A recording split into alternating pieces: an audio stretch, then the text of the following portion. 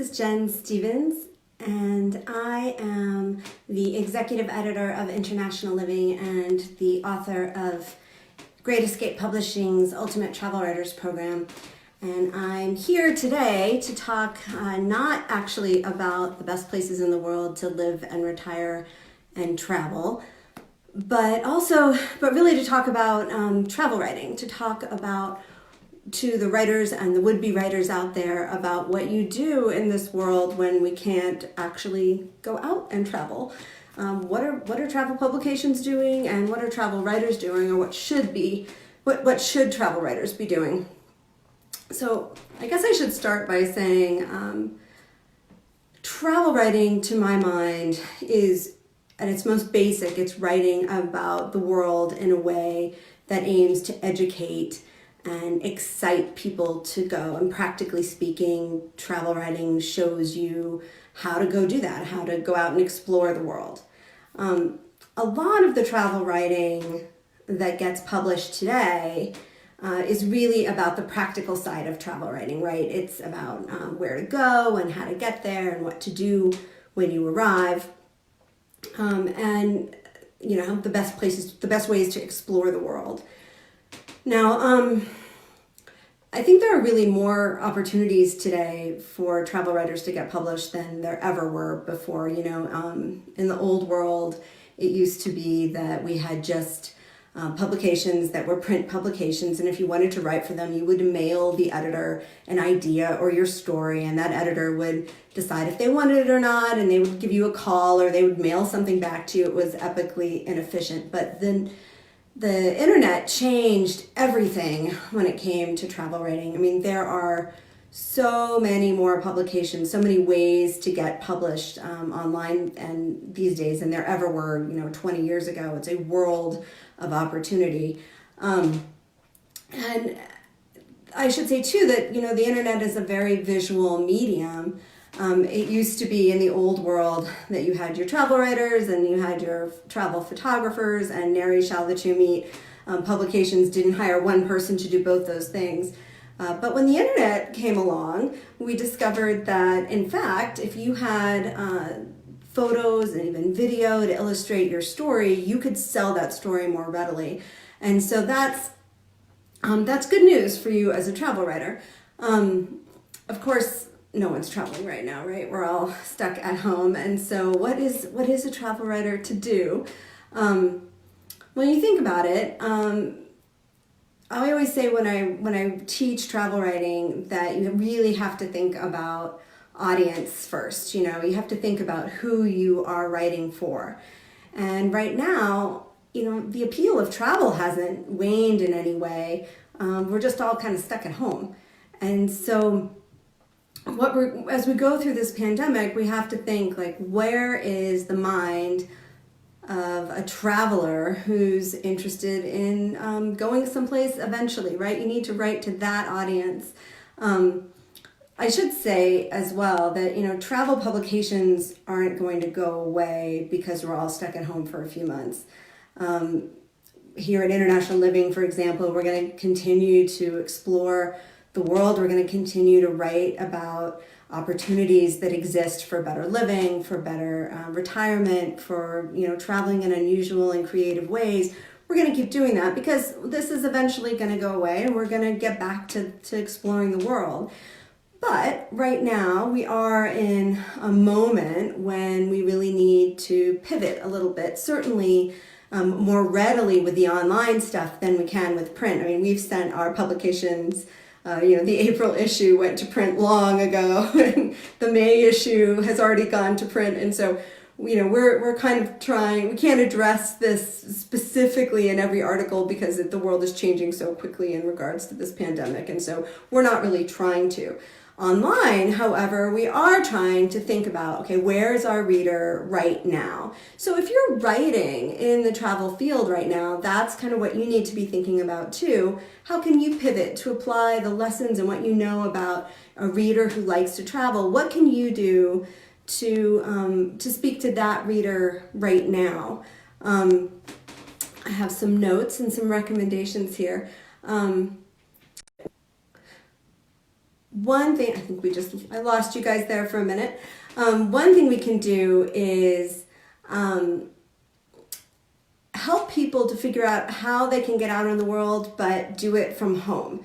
And by that I mean, everybody is sort of traveling vicariously. I think we're all so sick of watching the news and about what's going on in the world, and it's so depressing and terrifying that we want an escape of some sort. And so think about ways you as a writer can provide that. There was a really cute piece in a Farm magazine recently, just a few days ago, about the flaneur.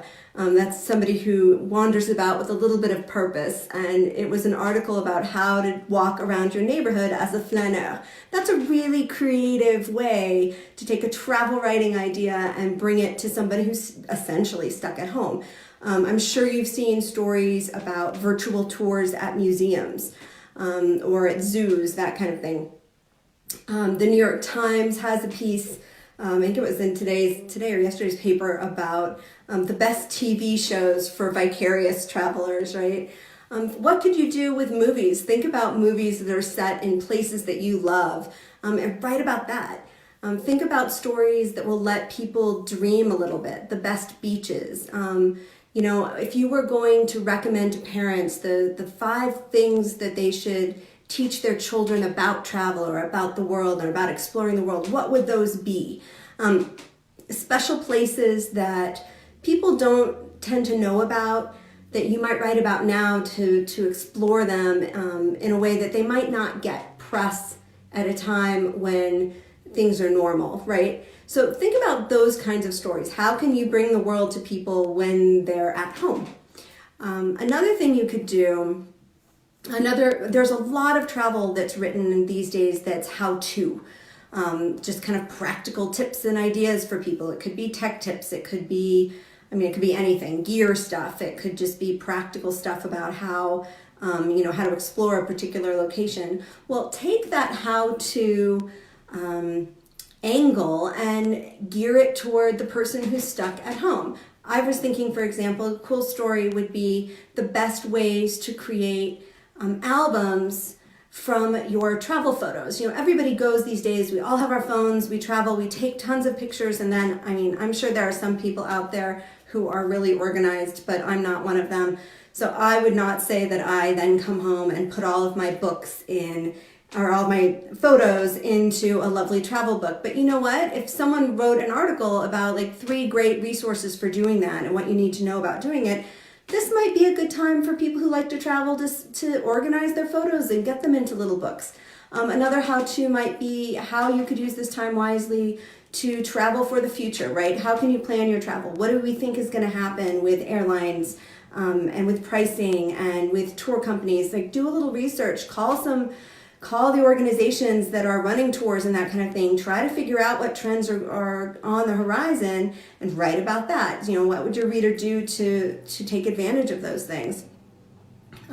Talk about ways that you might connect with what's going on near you, so that when people, I feel like people are going to really be interested in their own communities when this is done. This is a global pandemic. This is awful everywhere, but I think that we're all feeling a little like, what can I do in my own community to help people? Well, as a travel writer, as a traveler, one thing you can do is figure out, as soon as this is done, what can I do in my town or my state to help the travel industry here?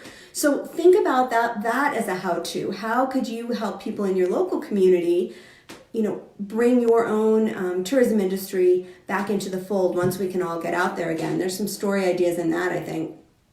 Another thing I would say is that in the regular world, when everyone is busy and out and about traveling, it's harder to sell narrative travel stories. What people more often sell and what editors are buying are stories that are just more practical minded. They're more how-to. There's listicles, the 5 best this, the 6 best this, the 4 best ways to whatever.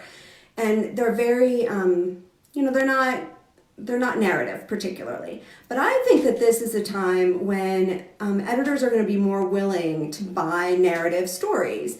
And so for example, I was a Peace Corps volunteer 25 years ago in Africa, and I think often about the people I met and the transformative experiences that I had. I think about how no matter how extremely different my experiences were from the people where I was living, we had so much in common just as humans. And that's a pretty powerful lesson, I think, for someone in their 20s to learn. I think that writing about those kinds of transformative travel experiences now allow people who are stuck at home to have a sort of armchair travel experience. It's a way for them to travel vicariously. And so think about those moments in your own travel experiences that have changed you and informed the way you see the world and you experience the world, and write about that. I think there's a market for that we haven't seen in a long time, and that actually would be a great thing. Think also about telling stories that about those transformative travel experiences that inspire connectedness, inspire hope, inspire kindness. I think in this crazy world, we are reacting to those things. We are craving that connectedness and that hope and that kindness. And if you can write into that space and tell stories that evoke those feelings in people, you'll be able to sell those stories. As I said before, pitch local stories. This, I think, in some ways could be the golden age of the local writer. When you think about it, from right where you are sitting at a desk, you could write 5 stories about where you live because you live there, right? So you know what's going on there. And someone who's coming through as a travel writer isn't going to find the same kinds of things you are as a local. And so I think this is a great time for you to connect with local publications in your area and with outside publications, pitching them stories about where you live. Another thing I would recommend is you start thinking about characters. Think about the people that you know and the people that you could write about in your local community, and not necessarily even in your local community. Good writing is good writing generally, and my travel writer course that I wrote, I spend a good portion of that talking about how to write well. We're doing it, of course, through a travel writing lens, but the truth of the matter is the advice that I'm giving and the guidance and the specifics about how you put a good story together are true whether you're writing about travel or you're writing about architecture or you're writing about reading or you're writing about movies or you're writing about people or anything else. And so people are doing really inspiring and interesting and extraordinary things always, but I think particularly in these crazy times. And so bringing some of their stories to light, that's a wonderful service you're providing, I think, for your community. But also it's a great way to get something published right now. So that's how I would say that those are some of the ideas I would suggest for ways to pivot in this time when things are so uncertain and you can't be out and about traveling. Now, eventually, we are going to get back to that time when we can travel, and I would say that if someone asked me once, like, what's so great about being a travel writer, and I would just say that I think when you travel as a writer, you just pay more attention to what's going on around you. You're not a passive observer. You are an active participant in what's going on. You have to be, because you're going to have to put down in words what this is all about and what you're experiencing. And so it forces you to live more in the moment. And that, frankly, is just a richer way to experience the world. And so if you're interested, if you like to travel and you're interested in writing, you don't have to have a lot of experience to be a travel writer. You don't have to have ever sold stories before or anything like that. I've taught lots of people over the years who were anything from physicists to massage therapists to teachers. I mean, they ran the gamut in their backgrounds, but a lot of them have said to me, I always liked to write, but I figured I could never write for a living, or people always told me I was a good writer, and I always thought that would be fun, but I went off and I became a nurse because that's where the money was, or whatever it might be. But if that sounds like you and you're interested in traveling and writing about the places you're going, then I would encourage you to give it a try. It isn't rocket science. There are formulas, and in the course I wrote, certainly I explain what they all are. Anyway, I don't know if people have any questions for me here. I don't think I'm going to look and see here if I can scroll down. Let's see. Doesn't look like I see any. Well, if you have questions after, go ahead and let me know what they are, and I will type you up some answers. There's more information on the little link on the screen there. And thanks for joining me. This was fun. Everybody stay safe, and I hope I'll see you out and about somewhere cool and exciting in the world soon. Okay, bye.